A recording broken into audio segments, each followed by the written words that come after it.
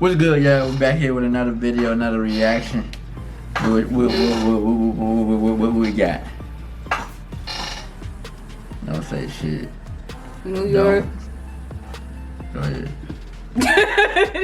New York drill lyrics that really happened. First off, let me tell y'all something real quick. Oh shit. Okay, listen.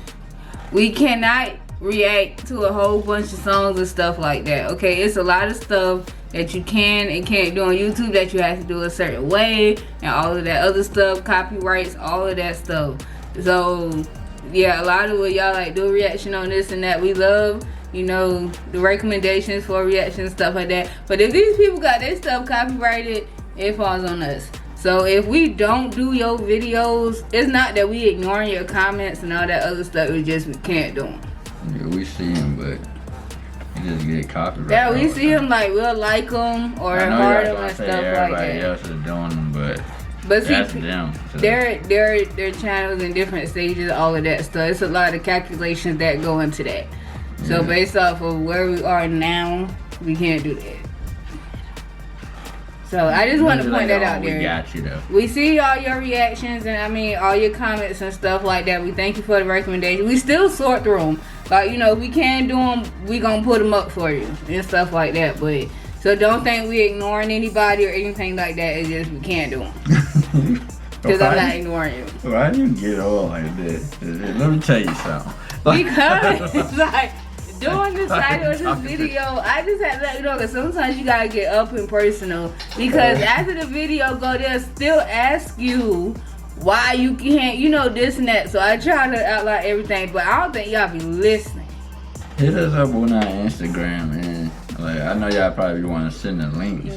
We're gonna do a live, and one day when we do our live, then we'll do a whole bunch of video reactions. How about that? Y'all let us know what do y'all think we should do a live on, whether that's regular reactions or that's music or whatever the case may be. And we're gonna set up a time to do a live, then y'all can watch all of that. We're gonna set up one for like every week. Hopefully we can do it every week. But yeah, we're gonna do the King Von. We are gonna do the King Von one. That's the story one. Yeah, that's the story one, right? About there's like hour, 3 parts. Like 3 parts, and then all of them like an hour. One of them is 2 hours. But we was thinking about probably like going on live and do it, so we can interact with y'all at the same time while we watching it. Right. So we definitely. let us know what y'all want us to do. So I didn't even know YouTube had a live, so that works. But also we're gonna be doing the lives all over. We're gonna stream on here, Instagram, and Facebook live all at the same time. So preferably YouTube, but you can hit us up on any of the 3. yeah, I put it down, the link in the description. But let's go ahead and get it started. Oh shit! Wait a minute, baby. In the birthplace of hip-hop, with all the local gangs and street drama, the concrete jungle can get pretty wild. Often, the music describes cold events unfolding in the city. Here's a look at a few New York drill lyrics that actually happened. Niggas gave you a wedgie, now you trying to test me, you gon' get shot. Paparazzi Po. Paparazzi Po is a drill rapper from Harlem, New York. Po originally started gaining attention for the track Look at Me, gave him a wedgie, you gon' get shot. Billionaire Black, and has been steadily building a career for himself over the past few years. But Paparazzi Po is also known for being the biological son of famous drug trafficker turned FBI informant Alpo Martinez. Alpo Martinez was a powerful drug dealer from Harlem who rose to prominence during the crack epidemic of the mid-'80s. You know he an OG drug dealer when he got the fur coat on. It's official. Official. Almost like Suge Knight. Especially with that bald head too. You know, a lot of drug dealers have a bald head. I'm sorry, I ain't trying to get stereotypical. But a lot of big mafia types like this, we have that bald head with the face. And sometimes it can. Kane's usually a pimp though.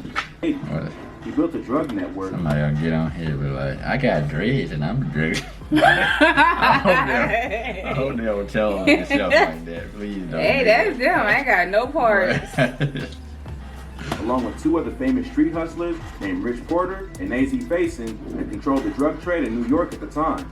All the money and power ended up getting to Alpo's head, and he ended up murdering his partner Rich over petty disputes and jealousy. To make matters worse, he was indicted by the FBI in 1990 on multiple murder and drug charges. Facing the death penalty or life in prison, Alpo turned FBI informant and testified against several members of his investigation. God damn, For come his testimony, on, man. Alpo was sentenced to 35 years in prison and was released into witness protection in 2015. In 2002, the exploits of Alpo, Rich Porter, and AZ Faison were made into a movie called Paid in Full, starring Cameron as Alpo. You had a life of crime. Got caught. Went to jail. They start running down all them charges down. You don't want to get a death penalty, which is understandable. But you telling all of these people you still get 35 years.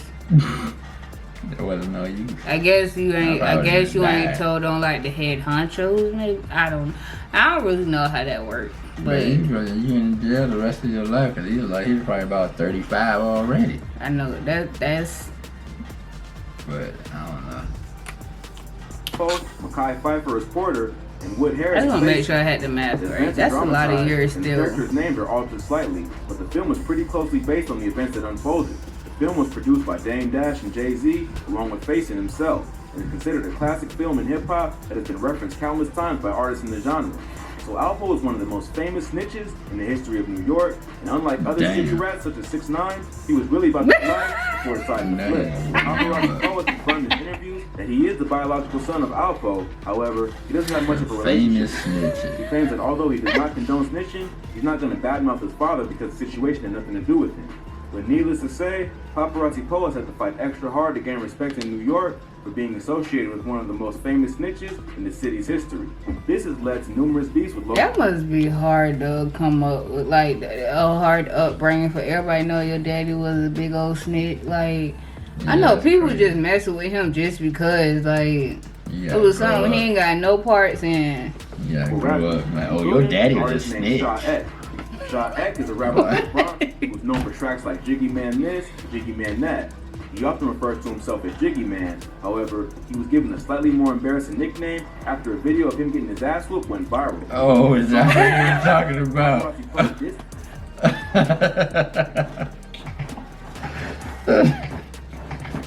I didn't even see it.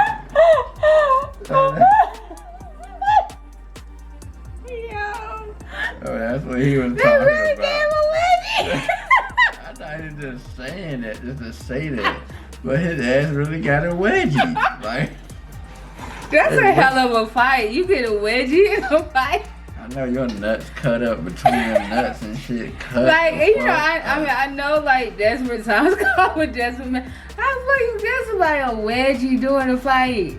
That's what he Yo, got. like- I wonder why. I thought he was just He saying gave him that. a mean wedgie at that one. I know that shit hurt all up in your asshole and shit. Like, God. He's damn. making it worse than my head.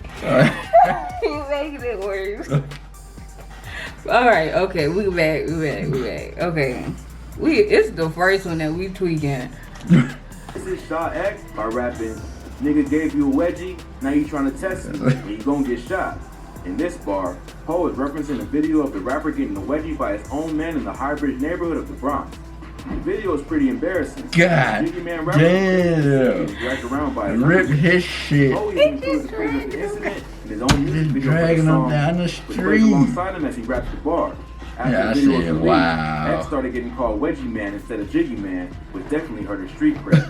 The beef between Poe and Shaw X started after X made some comments about Poe being Alpo's son. Poe clearly did not like these remarks and took matters into his own hands and also dedicated a whole diss track to let the rapper know he isn't playing around. Oh. Poe also claims that paperwork claiming X himself is a snitch. Bitch, nigga. You f***ing rat, nigga. Mm? Rat, nigga. I lined you up like I was trying to hear you out. I lined them up like I was trying to hear them out and then wowed them up. Wow, that's it. However, X defends that the paperwork didn't tell the full story. and he never Wedgie ratted. man.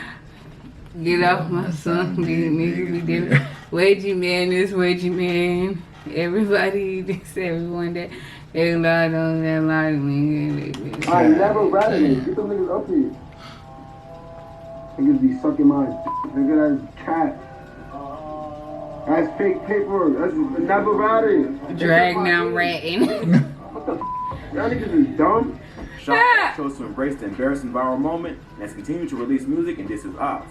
However, it's pretty tough to continue to portray a street image after your own man dragged you around by your underwear in broad God daylight. damn, I would have turned around and swung on that. Fuck that. I'm gonna need all the dudes out there to go out and find them boxes. Them some strong ass boxes. They did not break when he was dragging him across that damn parking lot. For an embarrassing viral moment. Just This making next it track worse. references Those a were video of a strong popular boxes. Brooklyn rapper getting slammed when he was just a kid.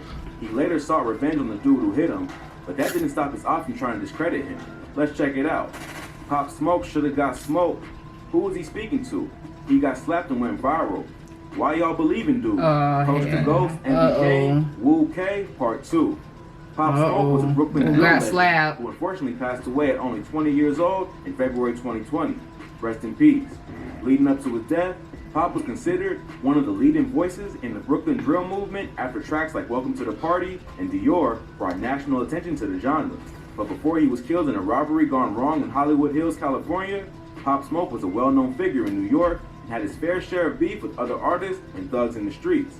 Pop was allegedly affiliated with GS9 and the G-Stone Crips. He's also part of an umbrella gang called the Wu, which contains multiple sets of different gangs who are allied with one another. Check out our video on the Wolves vs. the Chos for more information on this deadly beef. The G-Stone Crips in Brooklyn are known to beef with the Gangsta Disciples, who are part of another umbrella organization called the Chos. Coast to Ghost is one of the most prominent Cho rappers and has been beefing with Pop Smoke and other Wu rappers like 5 Foreign for years. Coast to Ghost is credited with being one of the original Chos in Brooklyn and a rapper who really put in work in the street. He was arrested in 2012 as a part of a massive sting operation called Operation Tidal Wave and spent 6 years in prison. After he came out, he went right back to dissing his ops and establishing his name in the streets. In this particular bar, Coach is referencing a video of a rapper getting slapped on the street in Brooklyn when he was just 13. The video, which went viral on World Star, shows a young Pop Smoke getting slapped by a group of Bloods for claiming his allegiance to the Crips. Pop is outnumbered and walks away from the confrontation rather than pressing the issue. Pop was young at the time and clearly would have gotten his ass kicked if he tried. I don't think that counts. Like the other dude, you know, he was a grown man. And you know, he got dragged, but he looked like they said, he's like 12, 13 years old. These people is already blood, so they already, you know, gang feel like Anna's 30. Like, I think he made a wise decision at 12, 13 years old. Like, instead of getting beat up. Yeah, no, you was gonna get dragged at that point. Anytime 3 people fight, I mean, unless you want a hell of a fight, but at 13, like, tried to fight them all at once. But the video ended up going viral, and the artist had to suffer a bit of embarrassment, especially from his ops, who were happy to use it against him. However, because he not tried long to be after cool, Coast to but Ghost then dropped the his track, second Pop ended up getting revenge on his attacker. They say that revenge is a dish best served cold, and it only took about 7 years for Pop to get his. He ended up catching one of the dudes laughing at a bodega and gave him a beatdown on camera. In the video, the dude seems pretty scared and not quite as tough as back when the two were kids. This revenge video put to bed the rumors that Pop Smoke was soft, and he wasn't about the life he was claiming. Obviously, his ops aren't going to give him credit for handling his business. However, there were no more comments made about Pop Smoke being soft after that. However, that still didn't stop the beef between him and Coach, even after the artist was tragically murdered. Coach even went as far as tweeting the bar on the day he died, claiming that he's tired of predicting the future and that Wu K Part 3 was coming soon. If that wasn't bad enough, he dropped a track called Hitless in April 2020, where he sent a shot at Pop Smoke, who had died less than 2 months. Make a diss track about somebody that passed away. Like, they can make a diss track back. I might as well give it up at that point. Like, really? Yeah, that's like you try, like you keep calling out somebody and they, you know, passed over and stuff like that. You just keep on going like, you feel good. Yeah, like, of course you're gonna be winning at that point. Like, what, they gonna come pop up from the grave and battle you? Like, before. The bar is actually directed at other Brooklyn-based rappers and Pop Smoke affiliates like 5 Foreign and Jake Guapo. However, it does throw some shade on the deceased Pop at the time. In the bar, Coach but he says, rapping like he did money, something. and why you condoning the same shit that got Pop Smoke? And I just find it funny, it's 2020, so stop rapping and say that you're not, bro. Coach is asking 5 and Jay why they're still repping their set if they're so successful, and suggests that the reason Pop Smoke was killed was that he was pretending to be a gangster when he wasn't.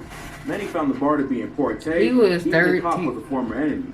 Despite his affiliation to the G-Stone Crips, Pop tried to distance himself from that lifestyle once he got famous and claimed in interviews that the Wu referred more to a lifestyle and culture than to a gang. Also, the reason he was killed had nothing to do with repping his set, but was simply a robbery that went wrong. But then again, when it comes to street beef, nothing is off limits. I wouldn't doubt The song it. attracted the attention of none other than Gucci Mane, who signed Coach to 1017 after hearing the track. Gucci Mane. Coach was given a 1017 chain and everything. However, just a few months later, Gucci revealed the official list of new signees to the label, and Coach wasn't on it. He also was not featured on a compilation album, So Icy Summer, that contained many new signees to the label, which led many fans to speculate that he had been dropped from the label. However, he still signed to Atlantic, the parent company behind Are we doing too 1017, much? and fans have spotted Coach with his 1017 chain, indicating that they are still on good terms. Many have speculated that Gucci decided to pass him along to Atlantic after realizing the kind of enemies he'd be bringing on by signing him to his own label. And Gucci don't Pop need no Smoke was a enemies. beloved figure in New York, and with the return of Bobby Shmurda and Rowdy Rebel, the Wu have a much larger movement when it comes to the music industry. What the If you've seen our hell? other videos on Chicago drill, you know that the What black was disciples in that? Chicago have a major advantage over the gangster disciples when it Gotta comes do to the, rapping. The blue same is face. true in New York when it comes I to the ain't jump GDs and roping or Crips. something. Therefore, just by signing this one artist, Gucci! Gucci would be inheriting a huge beef and destroying possible connections in the industry. At this point, no one in New York is going to test Gucci Mane over signing an artist. However, fans do tend to choose sides, and maybe Gucci didn't want to associate his label and his other artists with the beef. It I'm also not got seems time strange for that Gucci shit. would sign a Brooklyn drill artist when he has a hold over the southern hip hop market, and perhaps why they signing making directly to money, Atlantic like, was a better fit. So losing the Pop Smoke artists. diss has both hurt and helped Coach's career. It has given him more buzz than he had before. However, it may have gotten him blackballed in the industry. Only time will tell if he'll be the next rising GD rapper or just another artist stuck on the shelf. But Pop Right. Smoke isn't the only rapper to get dissed by his ops over an embarrassing moment from his past. This next rapper got his chain snatched early in his career, only to have one of them diss him about it in a track. Let's check it out. Fake ass chains will be snatched. Spaz Drilly, Bike Hero, Lil Why Tjay would you diss. steal a fake chain? I was Spaz about to Drilly is say a rapper that, from why the would Bronx who's associated with Drilly Gang, a rap crew and gang from the Bronx, New York. They have beef with Smelly Gang and Slattery Boys, the crew that Lil Tjay is a member of. Lil Tjay is a singer and rapper from the Fordham neighborhood of the Bronx. He's best known for tracks like FN and Calling My Phone featuring Black, and has racked up hundreds of millions of streams on his songs on Spotify and Apple Music. However, early in his career, before he was noticed on a national level, Lil Tjay was confronted by ops and had his chain snatched. He described the incident in an interview with Mel's TV. He claims that one day, when he was walking around the neighborhood, some dudes pulled up on him pretending to be fans. They started asking him questions, and things started getting tense. TJ says that he wasn't moving as smart as he should have been, and the ops simply caught him off guard. They started asking him if he was a Crip, which is when he realized that they were trying to apply pressure. He says that there were 10 or 15 dudes present. He took the beating, but said he wasn't trying to get shot, so he let him take the chain and be out. He doesn't identify who snatched the chain in the interview. 10 to 15 versus On one. track Bike Hero, it seems likely that it may have been the Drillies or their affiliates who got the drop on him. Lil Tjay has been pretty quiet about his gang affiliations. However, he is known to rep his neighborhood crew, Slattery Boys, as well as Smelly Gang, a crew named for his dead friend Smelly. The title to Spaz Drilly's track, Bike Hero, is a reference to Smelly, who got stabbed to death after a confrontation over a bike. TJ, who was only 15 at the time, was present when Smelly got killed and has made several references to Smelly in his music. It's not entirely clear whether Slattery Boys are Blood or Crip, and the same with the Drillies. Many fans have claimed that TJ has repped the Crips in the past and has songs with Crip artists like Chef G and Fabio Foreign. However, others say he's associated with 1090 instead of the Bloods. New York gang culture is a little less structured than in other places, so it's possible that Lil Tjay mainly reps local neighborhood gangs and doesn't bang a particular set. However, one thing is clear, the Slattery Boys don't rock with the Drillies and vice versa. Ultimately, the Spaz Drilly diss didn't seem to hurt TJ's street cred too much as he took the beating and admits he got caught lacking without his people around to back him up. He wasn't a super poppin' rapper at the time, so the chain probably wasn't worth much. Plus, Lil Tjay is a much bigger artist than Spaz Drilly, and many fans probably aren't even aware of the diss. Yep. If you like this video, check out some of our previous videos. From rappers getting ran up on to rappers that couldn't pay the bill. We cover the most insane stories that you need to hear. Well, that's all for today. If you enjoyed this video, go ahead and give us a thumbs up and let us know in the comments what you'd like to see in the future. Don't forget to subscribe to our channel and hit the notification button so you never miss any Now I great gotta content like rewatch that this. movie. Catch you in the next video. And I know a lot of those are dudes. I gotta rewatch it now. I always gotta do that whenever I see certain stuff like that. I be trying to connect the two with my criminal mindset. Yeah. Person that watch Snap. I tell you, I don't like Snap. I know. It's CSIs and Law and Orders and Snap is for the weak. For the week. Weak people. I hope y'all like the video. Make sure y'all like, subscribe, share the video, and give us some more videos on Instagram. It'll be on YouTube too, comments or whatever. But I know y'all probably want to send the links. So make sure y'all subscribe, and we out.